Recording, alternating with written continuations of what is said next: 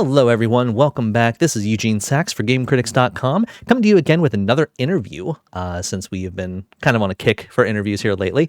One in particular. So this was a game that was brought to my attention.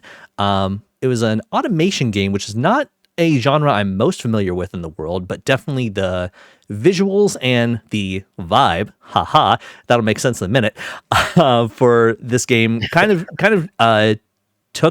hooked me really quick, and kind of wanted to get into the game a little more. And I've had the pleasure of being able to go ahead and interview the developer here. So my apologies, Manik.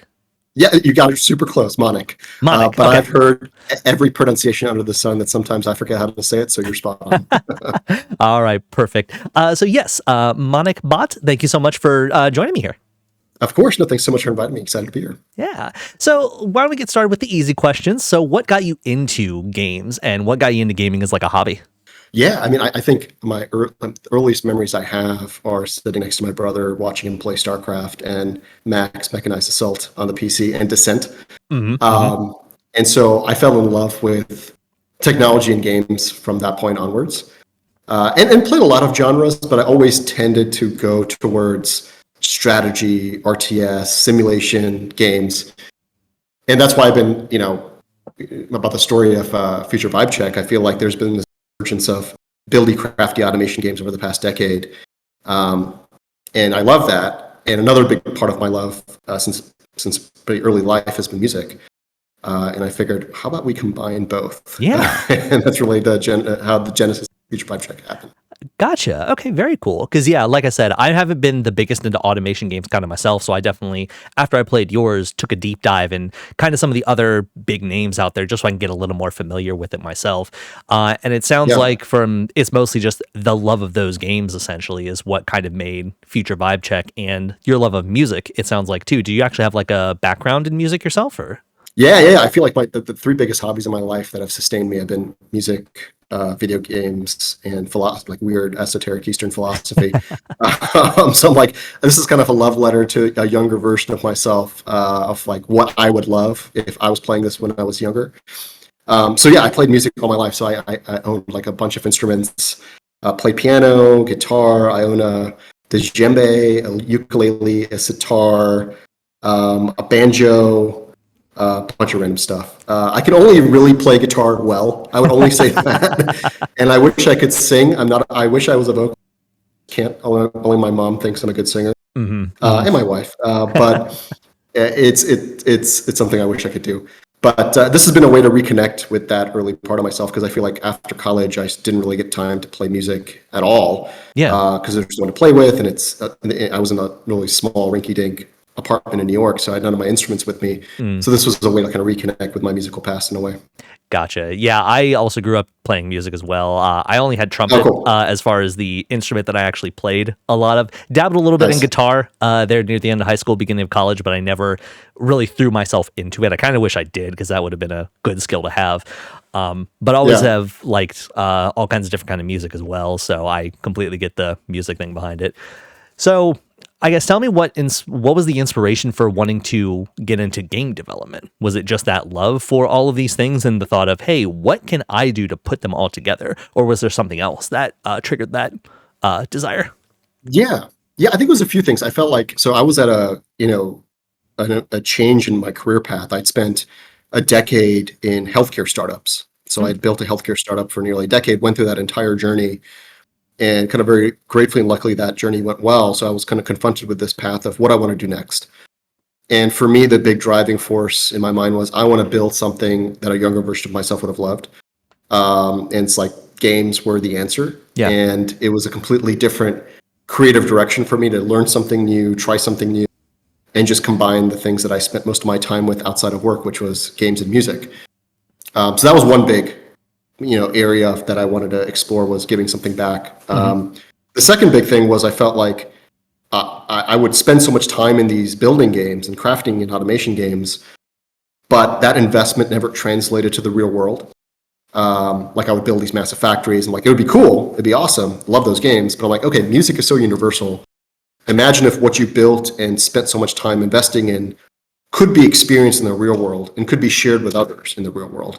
And music, I felt, was like the closest connection point for that, where I spent 50 hours making this crazy composition and factoring Future Vibe Check. Well, now I can hear it and share it with others. The third big thing I was really interested in was how do it kind of, I've been a bit worried about what happens in the next 10, 15 years to human creativity when it's so easy to make stuff with AI. I feel like most people are not going to spend time learning music theory or reading a piece of sheet music or even learning a DAW, a desktop audio workstation, like Ableton and others. So I'm like, imagine if there's a new way to play with music in a new musical notation system in a game format. And that's a big driving force for me too, which is, hey, now you can like visualize rhythm, you can visualize pitch, you can do all these things. Those are probably the three big pillars that made me want to start this thing. Gotcha. Yeah, very cool. And that's very kind of obvious from the kind of design that you do it. Like you have so many tools that make it very easy to kind of get into that just from starting up. It's a little slow to start, but that could just be my lack of knowledge in the game. But no, you're right. I mean, like the toughest part of this game has been tutorialization and flow. And it's so hard to get right because some players get it so quickly. Some players are like, this is so handholdy. What the heck? And trying to strike that right balance is something that I'm still trying to figure out. What's the right way to balance some of the game design to get to the aha moment faster? So you're not alone there. I don't think we've solved it just yet. I have another update actually coming out in a week or two that I think gets a lot closer to what I think the ideal state is for that early game. It's because it's automation mechanics, which are already a bit complicated. And now there's music on top, and there's node-based composition. It's like there's a lot of systems, and there's a base defense system. It's what the heck? There's a lot going on. So finding the right, a smooth entry point is probably the toughest, and the UX and UI of all of that is the toughest challenge we face before we move towards a release date. Yeah, gotcha. Very cool. I'm thinking like there was a part of the tutorial that I got a little stuck on. I was able to do some of the other stuff because in the demo you give multiple kind of, I guess, tutorial missions, I'll call it, that you're able to do. But like, I'm interested in kind of the design behind it. This kind of goes into my next question as far as like what went into the music and sound design for this game, especially with a lot of automation. So it is about that kind of flow state. You have the place where you're pulling the resources from, you're then refining the resources, then using those to make something else. But the kind of interesting thing about this is because it is music based and music has its own kind of tempo to it. Like you have to do it on specific beats and everything like that. So one in particular I was getting stuck on was trying to get the correct set of beats to come through. And maybe I was just trying to do something a little too advanced at the moment because I had two going on just like a one measure type of rhythm, and then another one trying to do like a 2.5 or something like that. So maybe it was just me doing it. But kind of tell me a little bit more about what went into kind of how you program for that, because I can imagine trying to combine those two together was a bit of a tough thing there. Yeah, no, it's definitely the systems in the game, and this is like me being biased, being the creator of this, but it's like automation games in itself are tough to build because of scalability and all the systems. And so that was kind of one big area of problem, which is how do you build all these automation systems, conveyor belts, management, crafting, all these different loops. But the first big layer was the procedural music system itself and getting that pretty robust. And a lot of that is built and not even shared with the player yet in the game, because I'm just building the UI to expose some of these parameters to the player. But the procedural music system in the background allows you to like play anything and sound decently correct in the right key scale mode, manages chord progressions, progression rates, tritone substitutions. It goes pretty deep in music theory in the background. So that was one big piece of engineering that had to be done that I feel pretty happy about where it's at now. Relying on a lot of powerful, I'm stepping and then using the foundation of other people who've built some amazing systems. So there's a lot of open source code there. Excited to share more of the code base and doing some random dev blogs about it as well. But then the way we got to where we are game design wise was a lot of iteration. There are versions of the game where we first looked at how music is currently produced on a linear timeline. So we had items on belts that moved along the game map and then got played at an endpoint, and everything was super linear. And the problem with that was it made it really hard for players to change music on the fly, which kind of defeated the purpose of the game. So then we explored, and I happened upon node-based composition systems. And what those are is basically sounds are played via a grid. And being in a game environment, you have so much opportunity to encode cool music information like pitch and rhythm visually in a game world, and it works really well with a grid. So once we started going down the path of node-based composition, it opened up a lot of doors because it played well with the spatial reasoning and logistics puzzles that already exist in these automation games, where now not only are you trying to optimize your production, but the way you optimize your production is linked to the music you're creating, and the music you're creating is really linked to the decisions you're making in terms of placement and your operating model in the game world. And that's a game where you have to optimize, okay, do I move these nodes here to get closer, but do I really want to do that to sacrifice maybe the rhythm that I really want? And the goal behind all those systems is how do we maintain the efficiency loop of automation, but how do we also incentivize the subjective experience of music play and playfulness of music creativity at the same time? So that was a big, big unlock from a game design perspective of layering node-based, grid-based composition on top of the commonplace mechanics in automation games like crafting and belt logistics systems and so on and so forth. The other big one that we have, which I'm excited about, is this concept of karma generation rates. So I don't know if you've gotten this far yet, but in the game, when you play an item, you have this loop of crafting items. The better item you create, the more reward you get. And the reward value decreases based on how many resource gatherers are kind of consuming that value from your music network. Okay, yeah. The other big variable playing with is, okay, so now you have a rate of how much you're making every measure, every minute. That rate is linked to the damage of your towers. And so now you have this light loop, strategic loop of, okay, so I'm managing these node networks that are growing to capture resources. That makes sense. But now I need to be super efficient, because the more efficient I am, the more damage I'm doing. So there are a ton of ways to play the game. And that's kind of the beauty of these types of automation games, is you can take it at your own pace, and you can beat the game and be super inefficient with a bunch of spaghetti factories everywhere, or you can be really efficient. But the other big part of what we've been focused on is how do we flip the narrative on the head of, is this game endless growth at all costs? Or maybe the answer is, how do you actually achieve a balance of your production and your consumption of the resources and the music you produced? You can't over-engineer, you can't under-engineer. And I'm really excited about that, because it's not just, number go up for production, but it kind of reinforces some of these spiritual themes we have going on in the game of, well, maybe the answer is actually a healthy balance. Maybe the answer is, hey, we need to make sure that what we consume produces to the level we expect it to.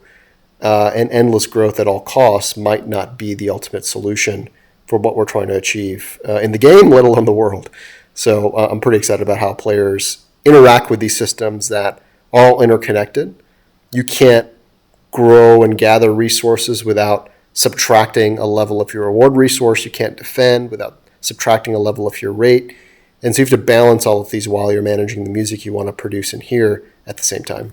Okay, gotcha. So, and you set me up perfectly for my next question, like the combat behind it. I didn't get enough into the demo quite yet to get to the point where I could start doing combat. Like, it was just introduced, and I have vibe stealers around kind of messing, well, I say messing with my stuff, but it seems like really they're just like picking up some of the like initial resources and then just kind of walking around with them, but they aren't necessarily like stopping anything. It's like a very light element as far as what's going into it. So, I mean, do players have to interact with that combat at all, or could they just let the vibe stealers kind of run rampant and still be able to get to, I guess, whatever the end state is? Yeah, so we're like, player choice is really important to me. So at release, players can turn off the entire vibe stealer loop if they want. So they have that option. Yeah. The second layer is, the vibe stealers are never going to stop your base outright. They're just going to mess with your production, make you slightly more inefficient. And so you could choose to just harmonize with them and just build around them like, hey, vibe stealers, go have your items. It's fine. You're just chilling and I'll just overproduce a bit more and it's all good. Yeah. Or you can choose to actually, combat them. Right now we have those, vibe stealers that kind of float and they're actually, fun fact, they're animated based on a sine wave, which is kind of similar to the bass that's wave of a synth that you can actually make a synth in the game, which is like my favorite feature. So a lot of the animations use sine wave fun. But anyway, so they steal your items, they go back. The other vibe stealer we have is a power stealer. So it goes in and actually like deep powers cells in your base. Okay. And then the third one we're playing around with is one that just turns off your factories for a brief moment in time and then messes with your production a bit if you have some rates going. Mm-hmm. So nothing outright as in terms of I will destroy your base, right? Because I think that's too much pressure and kind of fights against some of the mechanics of the game.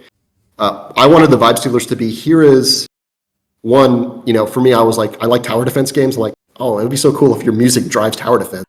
And that was one thing I just ran with it. Yeah. It's probably the least formed part of the game so far, but it's like my white whale, but I'm like, I want this to work and it's going to work. But it just needs a lot more development and polish for it to really come to life. Sure. But that's the idea. Here's a light pressure mechanic for people to play with more music and optimize different things. So yeah, in a way, look kind of like exactly like you said, you could just harmonize with it and not really interact with it. But if you want to be the most efficient, then maybe you should. Exactly. I'm most efficiently like I'm going to line up in a beat of percussion right at their spawn point, and right when they pop out of their spawn point, they're just dead. Like that. You could do that. Yeah. Very cool. So I guess kind of piggybacking off of that, again, kind of weaving a lot of these things together, which thank you for setting me up so perfectly for this. So, yeah, of course. Like, as I'm looking into a lot of the other automation games, kind of preparing to be able to talk with you and be a little more knowledgeable about the genre and that, is there actually an end state to future vibe check? Like, I'm thinking in a lot of other cases, like there's the Factorios, there is your Satisfactory, which I guess that kind of occupies a slightly different space by comparison, because I think it kind of goes on to puzzle game at least a little bit. But then like Dyson Sphere or Satisfactory or something like that, I feel as though those actually have a somewhat defined end state, where future vibe check, it almost seems like kind of like music itself. There's not like the music and the factory is never done. It is just abandoned. Kind of in that like creative, like fine art space. Is that true? Or is there actually going to be like an end state that players can interact with? There's going to be an end state. Okay. So one is you're going to be able to, there's quite a few more unlocks that are planned and already built, but not in the demo, like effects management, reverb, echo, flanging, high pass, low pass filters, things like that. There's more modification of synth instruments, more modification of progression and discrete melodies, sound recording, vocal recording, auto-tune. So there's like a whole set of progression around that narrative of unlocking your chakras. There's a bit of a narrative. The narrative is very early right now, as you can tell. I just give a little bit of snippets of what the characters kind of feel like to get feedback on the alpha of what people like about the characters or don't like about the characters. Yeah. Just to guide the direction of the narrative going forward. But the end state is going to be, you will have your musical factory, but the vibe you're producing does have a purpose that will be narratively explained. And at the end of the game, you're going to have a version of your factory unlocked that you previously could not access, and a version of music theory that you previously could not access. And so one way to think about that is, we're so used to seeing music theory in the lens of there's 12 pitches to play with and keys and scales, but there's other forms of music theory that have a lot more crayons in the crayon box, like 22, 23 plus pitches. And so part of the end game is you're powering this factory, you're making your synths. Now you've unlocked all your chakras, and you now have the ability to make music in a completely different way than we're exposed to. So that's and that'll be kind of narratively explained as well. But that's going to be kind of the end game. You're breaking free from the confines of music theory into a new way to think about music theory at the end of the game. Okay, gotcha. And that's good to hear, because like at least just as a personal, some of the games where it is just like you just make your own fun that I end up bouncing off of it eventually. Like I'll put in like a couple hours into it, but I always use the analogy like I need I treat games like I need Lego sets. Like I need a set that gives me instructions. If you just give me a big box of Legos, like I'll build like a very symmetrical like square house, but that's all I can go for, because then it's like, okay, like where am I going forward with this? Like I need like some type of goal, if that makes sense. 100%. And that's why how I think about it is like that player, because I'm actually more like that player too. The idea is that core mode will be, here's the progression, here are the goals to get you to point A to point B. And by point B, you have accomplished a lot. You'll have a full functioning music composition with your own custom synths, your own effects. You'll understand how they work. You'll have an efficient way of building harmonies, and you're going to understand new forms of music theory. And then, but the players that actually like just tinkering have the creative mode where there's no progression, and there's actually some crazy stuff people have built in that mode that I like. There's one person, a couple of people in King of Travonis and Saronin, shout out. And it's funny because like one of them's like, I encountered a bug, and I'm like, oh, weird. I can understand how the bug worked, and I loaded their save, and I see this like 60 splitters in like weird probability generation. I'm like, this is like, I understand why there's a bug now. Like I did not plan for that. Yeah. But that stuff excites me because I do think there's going to be some cool stuff. And I do want to get back to like the kind of community aspect of that here in a second, but I did see kind of look through some of the dev logs and that before we got started that, you just introduced the like community saves where you can upload to the cloud and then someone else can then bring it down and kind of listen to the music. And I think that is so appropriate for this type of style of game. And I do want to come back to that in a second. Sticking with the game itself though, so we know it. There's part of your love for automation games. We know there is your love for music. Tell me more about the religious kind of side of it, or the it's like a you said it was like Eastern, like Hinduism, I believe. I kind of was gathering from some of your other things, or maybe a little more focused, but it pulls from a lot of different things. I didn't want to be overtly tied to a specific religious faith. Sure. Because I'm not that way. I think I pull different things that I found meaning in my life that have been useful. And the whole idea behind that was, one, I feel like in an increasingly confusing world, having some tent poles of how to understand it is helpful. Mm-hmm. And for me personally, I found some of some of the concepts in these traditions from both East and West, and the wisdom found there to be very helpful in maneuvering through my own life. And I always felt that games didn't really tap into that in any way, either from the artistic style, or the symbology, or the narrative, or the characters. So I wanted to find a way to see, how do I bring like this weird cyberpunk aesthetic and sprinkle it with some of this Eastern wisdom that could be helpful, or at least spark some curiosity in someone to explore more. Yeah. And so that's kind of the goal, is exposing some of these concepts, whether it be the concepts of karma or the concepts of achieving some form of enlightenment, or finding ways to reduce your level of ego to maneuver through the world more effectively without suffering. I wanted to play with those ideas and see how can I include those, because I think they are actually quite well juxtaposed to the core idea of an automation game, which is growth. Mm-hmm. And so I wanted to find some level of dichotomy between growth and balance, which I think is a common phrase used in a lot of situations. Yeah. So that's kind of for me personally, I usually follow the philosophical tradition called Advaita Vedanta, which is from a kind of an offshoot of Hinduism, which is kind of a non-material view of the world. So you see more of a reflection of that specific philosophical in the game. So it's kind of it's pulled from a lot of different things that I enjoy from these traditions. And ideally, by the end narrative, there's a consistent thread of point A to point B, of where you started and where you ended. And I'm curious what you thought of the character so far. What made sense to you? What didn't make sense to you? I'm curious from a player's perspective. Yeah, and I do I was able to get the ideas of that kind of balance pretty quickly, and it makes sense now as far as the growth aspect that you were trying to focus on there, especially with the automation, because of course you start humble beginnings, you have your one belt, your one resource manager, your one item that then starts the music for whatever it is. But then, of course, you get more resources, you build more, you refine, you make it more efficient, or you don't, you just sprawl out. But in any case, it's still that like growth and balance at the same time, because you need to make sure all the resources are constantly flowing in a way that will still power your factory. So I did get that. It makes sense. I'm starting to connect the dots a little bit there. I definitely love the aesthetic to it. As far as like, I'm in the same vein, like I have kind of peeked at a bunch of different like world religions and that kind of stuff, just from a curiosity standpoint.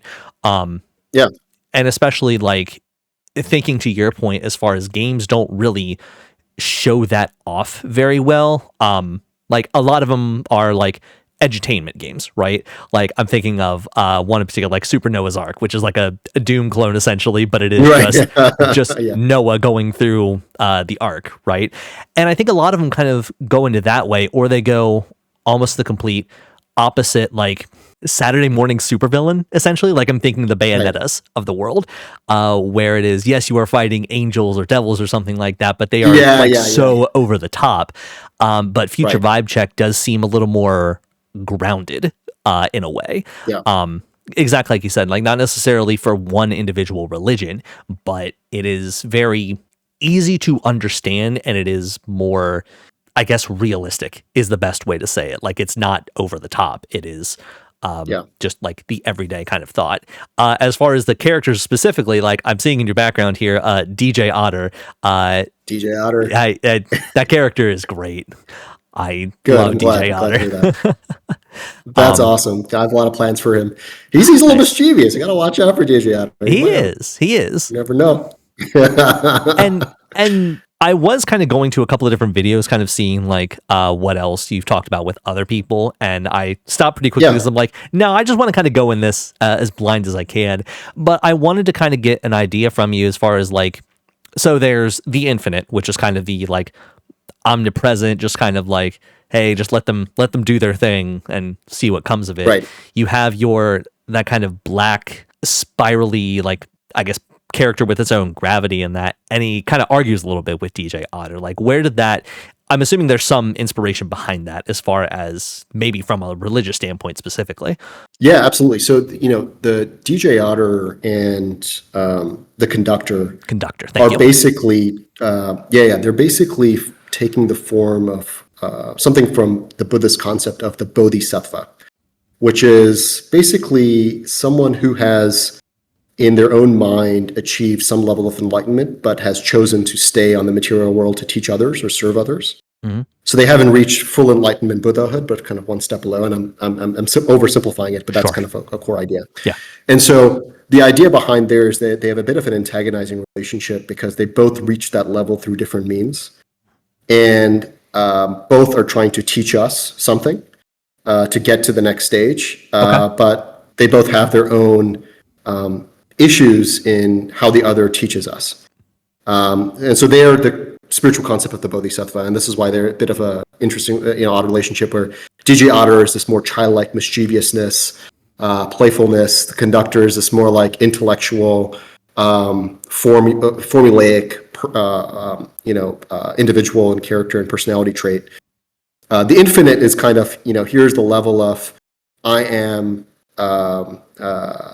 seeing past the observer. Like the Infinite is basically Infinite is basically the representation of what consciousness is. One of the core things I'm trying to show in the game is you as the character, and this will be shown narratively. Part of the story is showing how all of these perspectives come from one single source, which is kind of reality itself, and the Infinite plays with that. Yeah. And so the end goal is all of these characters are actually the same person, and you, the player, are actually the same person as well. Okay, gotcha. So I may be even oversimplifying it a little bit more, but it's almost like DJ Otter represents your street smarts as far as like, okay, I've gotten to this point, but it was like, all right, I figured out how to kind of cheat this a little bit here, and well, I could do it this way, but if I do it this way, I can get the same place just a little easier, where the conductor is a little more by the book. Let's do step 1, step 2, step 3 in order, do not deviate. And then the infinite is, I guess for lack of a better term, I'm just vibing here. I'm just seeing Yeah. everything. Yeah. So yeah, if it's mostly like I'm laughing and taking joy at the dramatic play in front of me. Hmm. Um, and yeah, that's a good way. The street smarts is a good way to put it. And the Yeah. conductor's pissed because he's like, I work so hard for this. DJ just comes in, doing whatever he wants, and gets to the same point. Makes no sense. Well, perfect. Yeah. So let's talk about the like community side of things there too. Like I said, Yeah. I was looking at your devlogs for that, and I did just see the where you can start pushing your factories up to the cloud, so that way people can then Mhm. download it and they can kind of listen to your music. I definitely need to go do that to see the expansive things that are coming from that. Have you ever thought of putting in like some type of multiplayer aspect to Future Vibe Check, like kind of like a jam session type of mode or something like that? Yeah. That's the dream. Okay. I mean, like right now is, ability to share. Next is going to be MIDI support in and out. So Okay. people could upload MIDI files and export MIDI files at their factories.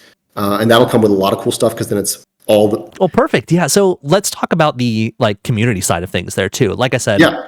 I was looking at your devlogs for that, and I did just see the where you can start pushing your factories up to the cloud, so that way people can then Mhm. download it and they can kind of listen to your music. I definitely need to go do that to see the expansive things that are coming from that. Have you ever thought of putting in like some type of multiplayer aspect to Future Vibe Check, like kind of like a jam session type of mode or something like that? Yeah. That's the dream. Okay. I mean, like right now is, ability to share. Next is going to be MIDI support in and out. So Okay. people could upload MIDI files and export MIDI files at their factories. And that'll come with a lot of cool stuff because then it's all the world of MIDI at your fingertips in the game. Yeah. And then, right now, mainly due to budget and how we're thinking about development, Sure. if we cross certain wish list thresholds by end of year, I plan to pull the trigger on let's do multiplayer in creative mode. Hmm. Because I think that, the idea of go with your friend, get into a lobby with your friends and just make music together and goof off, kind of cool. Yeah. And there's something there that I'm really excited about. Architecturally, it would obviously anything multiplayer is super tough, Yeah. and when you put something like audio in the mix, it's even tougher. Yeah. But I from how we built parts of the game, totally doable. It just will take time and effort and work, and I'm hopeful that the game will find its audience and get some folks to make some cool music on it and share it. If that goes well, then it's like, okay, let's go do multiplayer in creative mode, which would be super exciting. But it's Yeah. not planned yet. Okay, gotcha. Because yeah, like thinking about exactly like we just said there, like you're optimizing putting in MIDI files so you can either upload them into Future Vibe Check and then be able to use them, or even download them out from Future Vibe Check. It almost seems like this goes from being a automation game about music to then probably what is kind of your point is now also a music creation tool that you can then link Yeah. up with any of the other things outside and like create music from a game and then like modify that outside something with a little more in-depth, like very specific just music tools or anything like that. And that is a like I like my brain just opened up of like, oh, the possibilities. 100%, and that goes back to like that third pillar of the musical notation system is, there's other cool things I've done in the game where obviously the grid represents rhythm, the colors of the notes represents pitch, but then like the speed of the wind represents tempo. There's a day-night cycle that's tied to progression. There's other weird things I'm doing there to like translate music theory to visual, and I haven't even started really marketing or showing the game off in kind of where music producers and folks live. Yeah. Yeah, that's one of the big goals is getting folks from the music creation community to get in and see what they can make in creative mode. Mostly because also, most people are used to making music on here's a track that goes from A to B. And what's powerful about Future Vibe Check is it's node-based composition, which is a completely new way to make music. You can do like probabilities of rhythms and send things to a signal emitter. So that opens up composition possibilities by a lot. Mm. And other people have done node-based music, but I have yet to see someone do node-based music with procedural systems. And so I think that's a first, and I think opens up a lot of doors for music production. Gotcha. Yeah, and kind of going off of some of the rest of the conversation as well. Like, where do you think Future Vibe Check fits in the automation game space. Like, so you think of Infinifactory or like Space Chem or something, kind of more the puzzly element, versus a Factorio, which is definitely more heavy on the automation side. It sounds like you're kind of somewhere in the middle, so to speak. I'd say that, yeah, I'd say so. I'd say we're somewhere in the middle. I think the goals are, here's a more accessible automation, and that means everything from controller support to, ease of systems. Here's a more immediate, visceral automation game where you hear what you build. Mm-hmm. And here's an automation game with new puzzles to solve because of the spatial reasoning with node-based music, not just conveyor belts.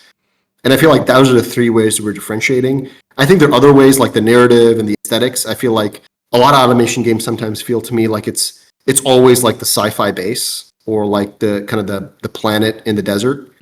And I wanted to find something that's like super colorful, like maybe almost too colorful. And like I think that's a differentiator, is like, here's a super weird narrative with weird characters and a weird art style in this genre, which is usually not that. So yeah. Gotcha. So to the person who either doesn't know a lot about automation games or initially kind of bounce off of animation games, like say they look at Factorio or something like that, or Dyson Sphere, and they're just like, oh no, absolutely not. Pitch them this game and why it would be better for the casuals. Or let me rephrase that. Why it would be better for casual observers or people new to the genre, and why you think this would be a good fit for them to give it a shot. Yeah, I say automation games have something very unique about them where your actions and decisions lead to immediate improvement. And I think music has something very universal about it, where your ability to create music is divine, and everyone enjoys that. I think the problem sometimes with automation games is it's very hard to get to point B without a lot of time and effort, and you don't see the fruits of your labor until very late in the game. In Future Vibe Check, you see your fruits of your labor immediately. The second you create a music item, you hear what you make, and you don't need to know any music theory to make something sound great. And so you can experience the beauty of music while also experiencing the beauty of solving some of the math and logistics in automation games in an environment that does not ask a tremendous amount of time or a tremendous amount of optimization to get there. So that would be my pitch to the casual player. Gotcha. Okay, and that, especially talking with you now, like that, I'm definitely looking more into it, and I'm gonna have to keep an eye on it and make sure to give it a look on full release and see what all I can start doing. Yeah, absolutely. So, any other things that you would like to let people know about before, like your full release comes out? I know right now your Steam page says that it's coming soon. Demo is still available, so everyone go download it and give it a shot. But any other special things we should be looking out for other than what you've already told us? Yeah, no, what I would share with others is, go check out the game and make your own vibe and share it with the community. We have a new demo out and another update out soon, and then a large update in about 2 months with MIDI support. And we hope for a release sometime March of next year, if all goes well with the next few months of development. So that's kind of timeline for release. But there's also already a ton of cool music you can make in the game right now. And please join the Discord. We take feedback super seriously, and it's an awesome community that we're building. So we'd love to see you there. Perfect. Sounds great. I'll definitely have to go ahead and hop in there myself. Monik, thank you so much for taking some time to talk with me here about your game. I'm really excited, looking forward to it. For everyone else who's taking some time to watch this, thank you so much for joining us here. As we said, definitely give the demo a look. It is currently out on Steam. Definitely some big updates coming here soon.